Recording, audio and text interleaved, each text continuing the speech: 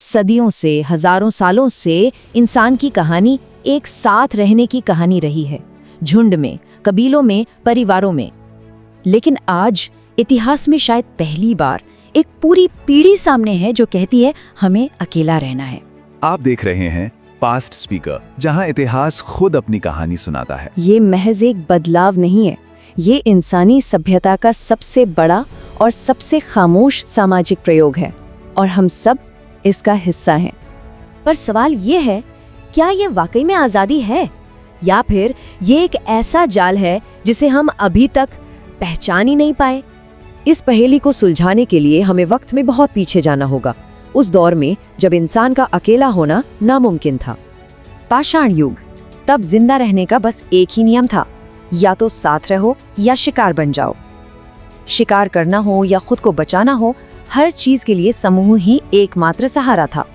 और इसी जरूरत ने पहले गांव बनाए, फिर कबीले बसाए, और फिर ऐसे परिवार बनाए जहां पीढ़ियां एक साथ एक ही छत के नीचे रहती थीं। उस वक्त में अकेलापन कोई चॉइस नहीं था, वो एक सजा थी, एक ऐसी हालत जो सीधे सीधे मौत का पैगाम लाती थी। तो फिर आखिर ऐसा क्या बदल गया जो अकेलापन कभी सबसे बड़ा डर था, आज वही एक मॉडर्न चॉइस कैसे बन गया? यहीं से कहानी एक गहरा मोड़ लेती है। हमारी कहानी में पहला बड़ा मोड़ तब आया जब मशीनों के शोर ने गांव की शांति को चीर दिया। ये औद्योगिक क्रांति का दौर था।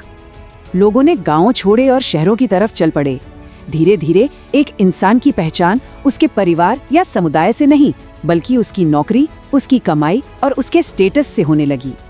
समाज में हम की भावना कमजोर होती गई और मैं का विचार मजबूत होता गया। लेकिन ये तो सिर्फ तूफान से पहले की शांति थी, असली भूचाल तो अभी आना बाकी था। और फिर आया डिजिटल युग, इंटरनेट, स्मार्टफोन और सोशल मीडिया। इन्होंने आकर रिश्तों के मायने ही बदल डाले। आज की पीढ़ी की दुनिया में हजारों ऑनलाइन दोस्त हैं, पर जब रात के अंधेरे में दिल भारी होता है तो शायद बात करने के लिए कोई एक भी नहीं होता। और ये सिर्फ एक एहसास नहीं है, ये एक कड़वी हकीकत है। कई रिसर्च ही बताती हैं कि जेन ज़ी इतिहास की सबसे ज्यादा कनेक्टेड पीढ़ी है और साथ ही सबसे ज्यादा अकेली भी। ऐसा इसलिए हुआ क्योंकि डिजिटल दुनिया ने रिश्तों को निभाने के लिए लगने वाले असली एफर्ट को ही खत्म कर दिया। अब रिश्तों में लंबी लंबी खामोशियां आम हो गई और बिना कुछ बताए किसी की जिंदगी से गायब हो जाना यानी घोस्टिंग एक नॉर्मल बात बन गई। पर सवाल ये नहीं है कि जेन ज़ी अकेली क्यों है।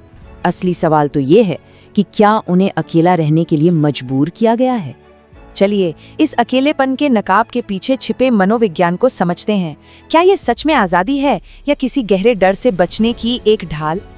इस पीढ़ी ने बड़े होते हुए अपनी आंखों से रिश्तों को टूटते देखा है, शादियों को बिखरते देखा है और भरोसे को तार तार होते देखा है।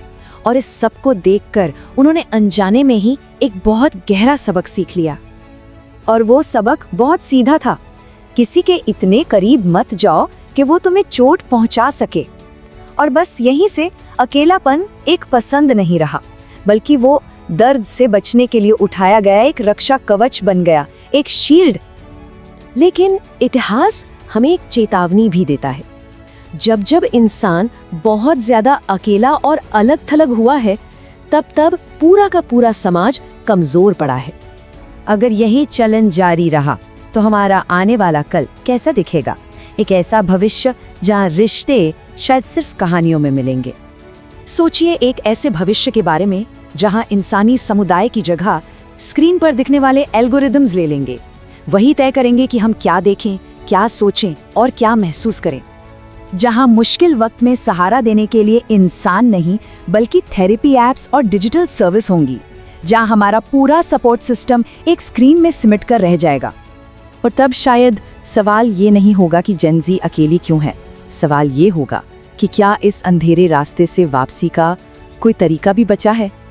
इतिहास का हर पन्ना एक ही सबक दोहराता है, इंसान अकेले जिंदा शायद रह ले, लेकिन जी नहीं सकता। शायद असली आज़ादी अकेलेपन में नहीं, बल्कि उन सही लोगों के साथ होने में है जो हमें इंसान बनाते हैं।